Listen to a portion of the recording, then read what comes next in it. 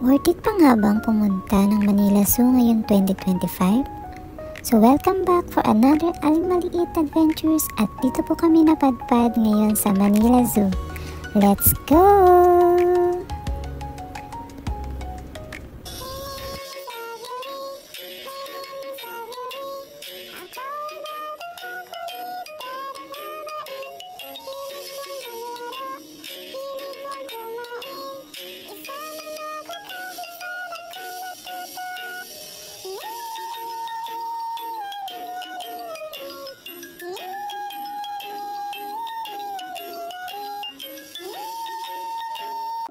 Balita ko wala na ang nag-iisang elepante at nag-iisang hippopotamus sa Pilipinas. Sa mga hindi po nakakaalam tulad ko, namayapa na po si Mali at si Berta noong 2023. Nakakalungkot lang kasi di ko man lang sila nakita. Ito nga po pala ang current rates ngayong 2025 at schedule ng Manila. Waiting muna po kami sa labas habang nagbabayad ng nada ko. Medyo may pila po kasi may pinipilapan pa po kasi sa loob. Pagpasok namin ang ganda at ang linis. May nakita po kaming dalawang horse. Tuwang-tuwa na ako dyan kahit kagigising ko lang. Hi ka sa horse! Abi, hi!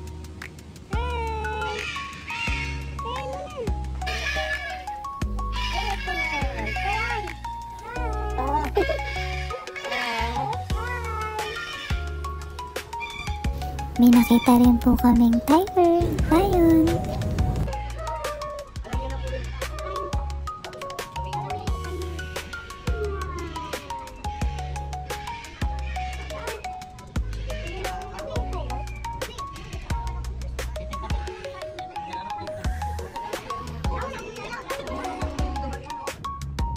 Medyo mahangin po sa park na to.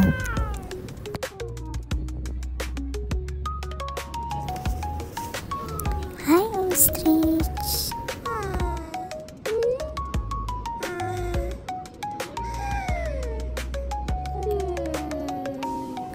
Paalala lang po, kung may kasama po kayong mga bagets, huwag niyo po kalimutan magdala ng water, towel, para po pag pinawisan sila at nauhaw sila, meron po silang iinumin.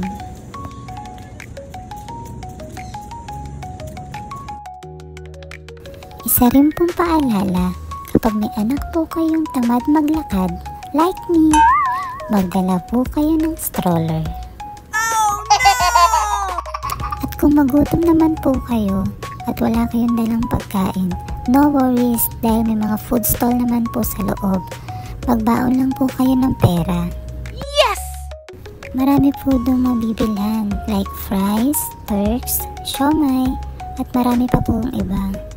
Meron din po doon coffee para sa mga coffee lover. Wow!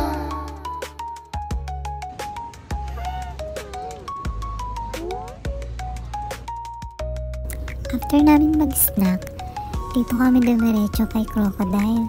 Medyo nagpakitang gilas sa akin dito si Crocodile. Akala niya naman matatakot ako. Pero parang medyo natakot nga ako.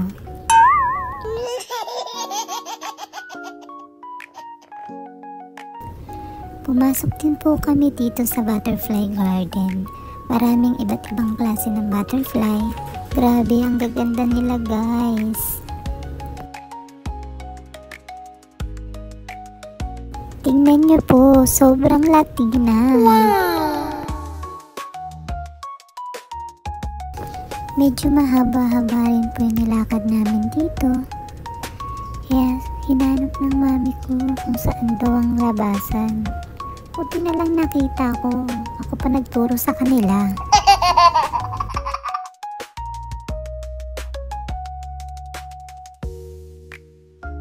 Habang naglalakad palabas, may matadaanan po kayong bilihan ng mga souvenir. Pero syempre, nakidaan lang po kami. Sorry po! Oh no!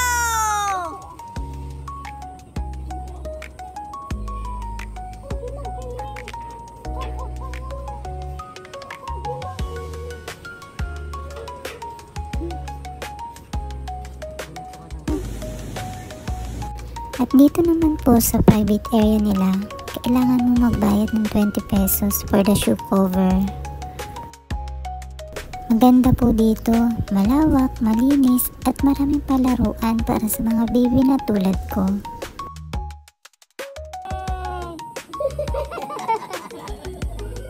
Bakit ka natatakot? Bakit na kay Monkey? Natakot po ako sa monkey. Akala ko kakainin niya ako.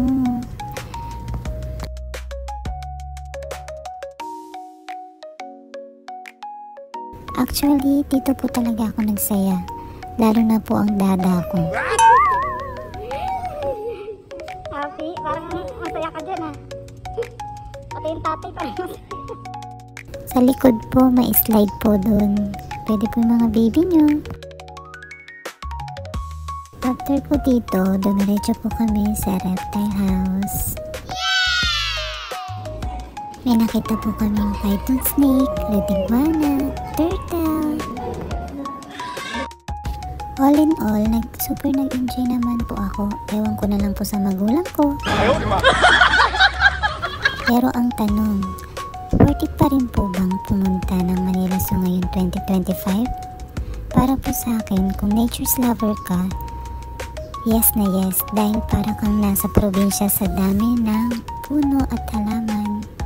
Kung mahilig ka naman po sa animals at gusto mo ng maraming makita, and I can say it's a no.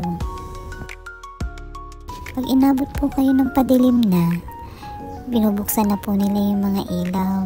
Ang kaganda na po nilang tignan. And that's all. Follow for more. Thank you po. Bye-bye.